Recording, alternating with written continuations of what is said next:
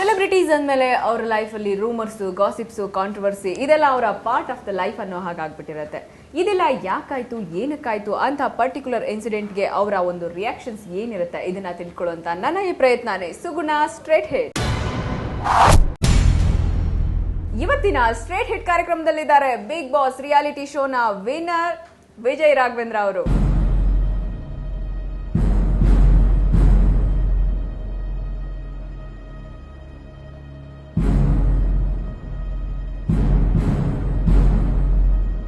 Big boss ನಿಂದ first ನಿಮ್ಗೆ ಕಾಲ್ ಬಂದಾಗ ರಿಯಾಲಿಟಿ ಶೋಗೆ ಹೋಗದಾ ಬೇಡವಾ ಅನ್ನುವಂತ ಒಂದು ಕನ್ಫ್ಯೂಷನ್ ಅಲ್ಲಿ ಇದ್ರಂತೆ, ಬೇಡ ಅಂತಾನೆ ಅನ್ಸಿತ್ತಂತೆ, ಹೌದಾ? ನನ್ನ ಫಸ್ಟ್ ಪ್ರಶ್ನೆ ನಾನು ಹೆಂಡತಿ ಕೇಳಿದೆ, 98 ದಿನ ಈ ಥರ ಒಂದು ಆಫರ್ ಇದೆ ಜನ, ಏನು ಅನ್ಸುತ್ತೆ ಅಂತ ಕೇಳಿದೆ.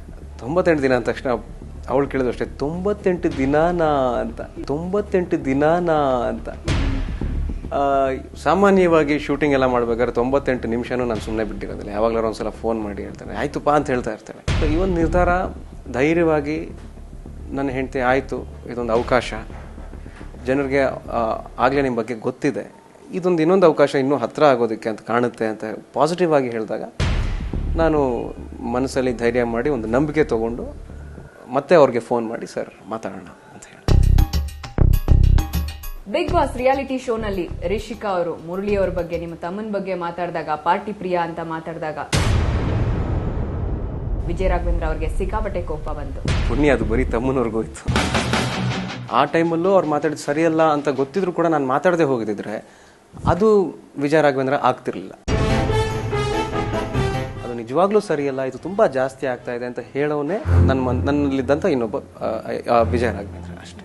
ಬಿಗ್ ಬಾಸ್ ಶೋ ಅಂದಿದ ತಕ್ಷಣ ಎಲ್ಲರ ಮನಸ್ಸಿಗೆ ಬಂದಿದ್ದು ಫಸ್ಟ್ಗೆ ಇದೊಂದು ಹುಚ್ಚರ ಸಂತೆ, ಎಲ್ಲಾ ಕಾಂಟ್ರವರ್ಸಿ ಇರುವಂತ ವ್ಯಕ್ತಿಗಳನ್ನೆಲ್ಲ ಒಟ್ಟಿಗೆ ಕೂಡಾಕಿ ಇನ್ನೊಂದು ದೊಡ್ಡ ಗಲಾಟೆ ಮಾಡಿಸ್ಲಿಕ್ಕೆ ಹೊರಟಿದ್ದಾರೆ, ಈ ತರದ ಭಾವನೆನೇ ಇತ್ತು. ಆದ್ರೆ ವಿಜಯ್ ರಾಘವೇಂದ್ರ ಅವರು ಈ ಕಾರ್ಯಕ್ರಮಕ್ಕೆ ಹೋಗ್ಬೇಕು ಅಂತ ಯಾಕೆ ಅನಿಸ್ತು? ಅಮ್ಮ, ಈ ಬಿಗ್ ಬಾಸ್ ಶೋ ಅನ್ನೋದು ಹಿಂದಿಯಲ್ಲಿ 6 ಸೀಸನ್ ಮುಗಿದಿದೆ. 6 ಸಕ್ಸಸ್ಫುಲ್ ಸೀಸನ್ಸ್ ಮುಗಿಸಿರುವಂಥದ್ದು. ನನಗೆ ಇದರ ಆಫರ್ ಬಂದಾಗ ಒಂದು ಕಾಂಪಿಟೇಷನ್ಗೆ ಈ ಶೋನ ಮಾಡ್ತಿದ್ದಾರೆ, ಒಂದು ಕಾಂಪಿಟೇಷನ್ಗೆ ಇನ್ನೊಬ್ಬ ಸ್ಟಾರ್ ಬಂದು ಇದನ್ನು ಹೋಸ್ಟ್ ಮಾಡ್ತಿದ್ದಾರೆ ಅನ್ನೋ ವಿಚಾರ ಎಲ್ಲ ನನ್ನ ಒಂದು ಅಂಡರ್ಸ್ಟ್ಯಾಂಡಿಂಗ್ಗೆ ಮೀರಿದಂಥ ವಿಚಾರಗಳು. ನಾನು ಇದನ್ನು ಯಾವುದನ್ನು ಯೋಚನೆ ಮಾಡ್ತಿರಲಿಲ್ಲ, ಓ ಇದು ಹೀಗ ಹಾಗ ಅಂತ ಇಲ್ಲ. ನನಗೆ ಅವ್ರು ಹೇಳಿದ್ದಷ್ಟೇ, ಸರ್ ಬಿಗ್ ಬಾಸ್ ಮನೆಯಲ್ಲಿ ಯಾರ್ಯಾರನ್ನ ಇರಿಸ್ಬೇಕು ಅಂತ ನಾವು ಜನರನ್ನೆಲ್ಲ ಕೇಳಿದಾಗ ಇಂತಿಂಥ ವ್ಯಕ್ತಿ ಇಂತಿಂಥ ಕಾರಣಕ್ಕೆ ನಾವು ಇರಿಸ್ತಾ ಇದ್ದೀವಿ. ಬರೀ ಕಾಂಟ್ರವರ್ಷಿಯಲ್ ಜನನೇ ಇರೋದಿಲ್ಲ, ಎಲ್ಲ ರೀತಿಯ ಜನನೂ ಇರ್ತಾರೆ. ಅವ್ರ ಮಧ್ಯದಲ್ಲಿ ನಮ್ಮ ತನವನ್ನು ಉಳಿಸ್ಕೊಂಡು ಹೇಗೆ ವ್ಯಕ್ತಿಗಳಿರ್ತಾರೆ ಅನ್ನೋದೇ ಈ ಶೋನ ಸಾರಾಂಶ ಸರ್. ನನಗೆ ನಾನು ತಿಳ್ಕೊಂಡಿದ್ದಂಥ ವಿಚಾರಗಳು ಲೈಫಲ್ಲಿ ನನ್ನಲ್ಲಿ ಬಹಳ ಆಳವಾಗಿದ್ದರಿಂದ, ಹೌದು ನಾನು ಇರಬಲ್ಲೆ, ಇಂಥ ಜನರ ಮಧ್ಯೆ ಇರಬಲ್ಲೆ. ಈ ಥರ ಇದ್ದಾಗ ಜನ ಪ್ರತಿನಿತ್ಯ ನೋಡೋರಿಗೆ ನಿಜವಾಗ್ಲೂ ನಮ್ಮ ಒಳಗಿರೋ ಭಾವನೆಗಳು ಅರ್ಥ ಆಗ್ತವೆ ಅನ್ನೋದಿದ್ದಾಗ ನಾನು ಯಾಕೆ ಇನ್ನೂ ಹತ್ರ ಆಗಬಾರ್ದು, ಯಾಕಿಂಥ ಜನರ ಮಧ್ಯೆ ಇದ್ದು ತೋರಿಸ್ಬಾರ್ದು, ನೆಮ್ಮದಿ ಕಾಪಾಡಬಲ್ಲೆ ಅನ್ನೋ ಒಂದು ನಂಬಿಕೆ ನನ್ನಲ್ಲಿ ಇದ್ದಿದ್ದು ನಾನು ಯಾಕೆ ನಿರೂಪಿಸಬಾರ್ದು ಅಂತ ನಾನು ಒಪ್ಕೊಂಡಿದ್ದು, ಬೇರೆ ಯಾವುದೇ ಉದ್ದೇಶ.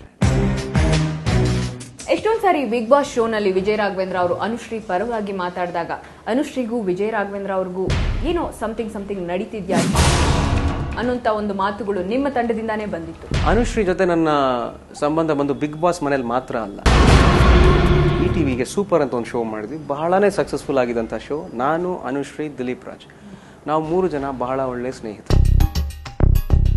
ಹೊರಗಡೆ ಇದ್ದಂಥ ಸ್ನೇಹ ಒಳಗಡೆ ಕ್ಯಾರಿ ಆಯಿತು. ಒಳಗಡೆ ಬಹಳ ಸಲಿಗೆಯಿಂದ ಮಾತಾಡ್ತಿದ್ದೆ. ಅಲ್ಲಿ 2-3 ವಾರಕ್ಕೆ ನನ್ನನ್ನು ಬಹಳ ಖುಷಿಯಾಗಿ ನನ್ನನ್ನು ನೋಡಿ ಅವಳು, ನಿನ್ನ ಅಣ್ಣ ನೋಡ್ದಂಗೆ ಆಗುತ್ತೆ, ನನ್ನ ಅಣ್ಣನ ಜೊತೆ ಮಾತಾಡ್ದಂಗೆ ಆಗುತ್ತೆ ಅಂದಾಗ ನಾವು ಇನ್ನೂ ಕ್ಲೋಸ್ ಆದ್ವಿ. ನಾವು ಬಹುಶಃ ಅಲ್ಲೆಲ್ಲೋ ನಿಂತ್ಕೊಂಡಿರೋ ಅನುಶ್ರೀ ಒಂದು ಸಲ ನನ್ನ ಈ ಕಡೆ ನೋಡ್ಬಿಟ್ಟು ಕನ್ನಡಲ್ಲಿ ಏನೋ ಹೇಳ್ತದೆ ಅರ್ಥ ಮಾಡ್ಕೊಂಡ್ಬಿಡ್ತೀನಿ, ನನಗೆ ಇದು ತಗೊಂಬಾರೆ ಅದು ತಗೊಂಬಾರೆ, ಅವಳಿಗೆ ನಾನು ಗೇಲಿ ಮಾಡ್ತಾ ಇದ್ದೆ. ಇವೆಲ್ಲ ಒಂದು ಕಡೆ ಏನಾಯ್ತು ಅಂದರೆ ಹೊಸದಾಗಿ ಬಂದವ್ರಿಗೆ ಪಾಪ ಆ ಕ್ಲೋಸ್ನೆಸ್ ಫೀಲ್ ಆಗಲಿಲ್ಲ.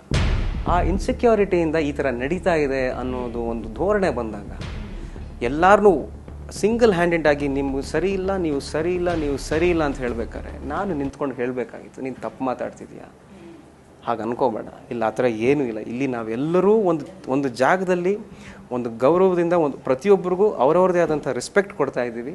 ತಪ್ಪು ಮಾಡಿದ್ರು ಸರಿ, ಪರವಾಗಿಲ್ಲ, ಸರಿ ಮಾಡ್ಕೊಳ್ಳೋಣ ಅನ್ನೋ ಒಂದು ದೃಷ್ಟಿಯಿಂದ ನೋಡ್ತಾ ಇದ್ದೀವಿ. ಈಗ ಅಲ್ಲ ಅನ್ನೋದನ್ನೇ ಹೇಳ್ತಾ ಹೇಳ್ತಾ ಹೇಳ್ತಾ ಯಾವಾಗ ಆ ಕಡೆನೂ ವಾಯ್ಸ್ ರೈಸ್ ಆಯಿತು, ತಪ್ಪುಗಳ ಮೇಲೆ ತಪ್ಪುಗಳು ಬಂತು, ಸರಿ ಮಾಡಬೇಕಾಗಿರೋ ಒಂದು ಪ್ರಯತ್ನ ನಾನು ಮಾಡಿದೆ ಅಷ್ಟೇ. ವಿಜಯ್ ರಾಘವೇಂದ್ರ ಅವ್ರಿಗೆ ಸ್ಪಂದನ ಅವರಂದ್ರೆ ಅಂದ್ರೆ ನಿಮ್ಮ ಪತ್ನಿ ಎಷ್ಟು ಪ್ರೀತಿನೋ ಅಷ್ಟೇ ಭಯ ಕೂಡ ಇದೆಯಂತೆ ಹೆಂಡತಿ ಅಂದ್ರೆ? ಖಂಡಿತ. ಪ್ರೀತಿ ಜಾಸ್ತಿ ಆದಷ್ಟು ಭಯನೂ ಇರುತ್ತೆ. ಆದರೆ ಆ ಭಯ ಪ್ರೀತಿಯಿಂದ ಬರೋದು ಅನ್ನೋದನ್ನ ಮಾತ್ರ ಅರ್ಥ ಮಾಡ್ಕೋಬೇಕು. ಬಿಗ್ ಬಾಸ್ ಶೋ ನಿಜವಾಗ್ಲೂ ಪ್ರೀ ಪ್ಲಾನ್ ಹೀಗಂತ ನಾನು ಹೇಳ್ತಿಲ್ಲ, ಸುಮಾರಷ್ಟು ಜನ ಹೇಳ್ತಿದ್ದಾರೆ. ಅವ್ರಿಗೆ ನಾನು ಉತ್ತರ ಹೇಳೋದಕ್ಕಿಂತ ಒಂದು ಸಣ್ಣ ಪ್ರಶ್ನೆಯನ್ನು ಹಾಕ್ತೀನಿ. ಮೊದಲನೇ ವಾರದಿಂದ ಹಿಡಿದು 13ನೇ ವಾರದವರೆಗೂ ಪ್ರತಿ ಸಲ ಶುಕ್ರವಾರ ಎಲಿಮಿನೇಟ್ ಆಗೋದಕ್ಕಿಂತ ಮುಂಚೆ ನೀವು ಸೇಫ್ ಅಂದಾಗ ಎದ್ದು ನಿಂತು ಕೈ ಮುಗಿದಿದ್ದೇನು ಕೇಳ್ತೀರಾ? ನಿಂತ ಜಾಗದಿಂದ ನೆಲಕ್ಕೆ ಮುಟ್ಟಿ ನಮಸ್ಕಾರ ಮಾಡಿ ಟಿವಿಗೆ ಮುತ್ತು ಕೊಟ್ಟಿದ್ದೇನು ಕೇಳ್ತೀರಾ? ಆವಾಗ ಹೌದು, ಇದು ಜನರ ಓಟೆ ನಮ್ಮನ್ನು ಗೆಲ್ಲಿಸ್ತಾ ಇರೋದು, ಜನರ ಓಟೆ ನಮ್ಮನ್ನು ಸೇವ್ ಮಾಡ್ತಾ ಇರೋದು ಅನ್ಬೇಕಾರೆ ಫೈನಲ್ ನಿರ್ಧಾರ ಬಂದಾಗ ಮಾತ್ರ ಜನ ಸುಳ್ಳಾಗ್ಬಿಟ್ರ? ಇದ್ರದ್ದೊಂದು ಸಣ್ಣ ಉತ್ತರ ಅವರು ಕೊಟ್ಬಿಟ್ರೆ ನಾನು ಮಾಡಿದಕ್ಕೂ ಸಾರ್ಥಕ ಆಗುತ್ತೆ. ಯಾಕಂದರೆ ಜನರ ಪ್ರೀತಿ ಗಳಿಸಿದ್ದೀನಪ್ಪ, ಭಾಳ ಖುಷಿ ಆಗ್ತಿದೆ ಅಂತ ಅನ್ಕೋಬೇಕಾರೆ ಹಾಗಾದರೆ ಜನರ ಪ್ರೀತಿಯನ್ನು ಗಳಿಸಿರೋದೇ ತಪ್ಪ ಅಂತ ಅನಿಸ್ಬಿಡುತ್ತೆ. ಒಬ್ಬ ಮನುಷ್ಯಂಗೆ ಆ ಥರ ಅನಿಸಿದ್ರೆ ಇದುವರೆಗೂ ನಡ್ಕೊಂಡು ಬಂದಿರೋ 14 ವಾರನೂ ಸುಳ್ಳಾಗುತ್ತೆ. ಆ 14 ವಾರನೂ ನೋಡ್ತಿರೋ ಅಷ್ಟೂ ಕಣ್ಣುಗಳ ದೃಷ್ಟಿ ಸುಳ್ಳಾಗುತ್ತೆ. Actual Bigg Boss winner Arun Sagar ಆಗ್ಬೇಕಾಗಿತ್ತು ಅಂತ ಕ್ರೇಜಿ ಸ್ಟಾರ್ ರವಿಚಂದ್ರನ್ ಅವರು ಹೇಳಿಕೆ ಕೊಟ್ಟಿದ್ರು. ನಾನು ನನಗೆ ಆಮೇಲೆ ಅರುಣಣ್ಣನ ಮಧ್ಯೆ ಒಂದು ಬಹಳ ಬಹಳ ಬಲವಾದ ಬಾಂಡೇಜ್ ಬೆಳ್ಕೊಂಡಿದೆ.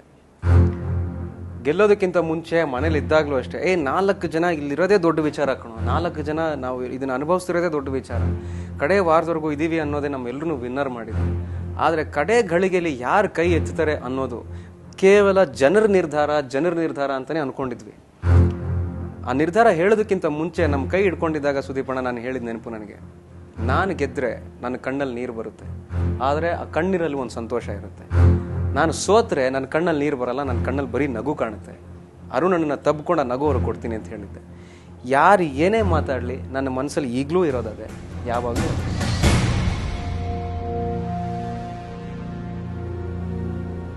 ನಿಜವಾಗ್ಲೂ ತುಂಬಾನೇ ಫ್ರಾಂಕ್ ಆಗಿ ಉತ್ತರಗಳನ್ನ ಕೊಟ್ರು ಅಂತ ಹೇಳ್ಬೋದು. ಅವರ ಒಂದು ಏನ್ ಹೇಳ್ತಾರೆ ಓಪನ್ ಹಾರ್ಟ್ ಅಲ್ಲೇ ಮಾತಾಡಿದ್ರು ವಿಜಯ ರಾಘವೇಂದ್ರ ಅವರು ಅಂತ ಹೇಳ್ಬೋದು. ಇದು ಇವತ್ತಿನ ಸುಗುಣ ಸ್ಟ್ರೇಟ್ ಹೆಡ್.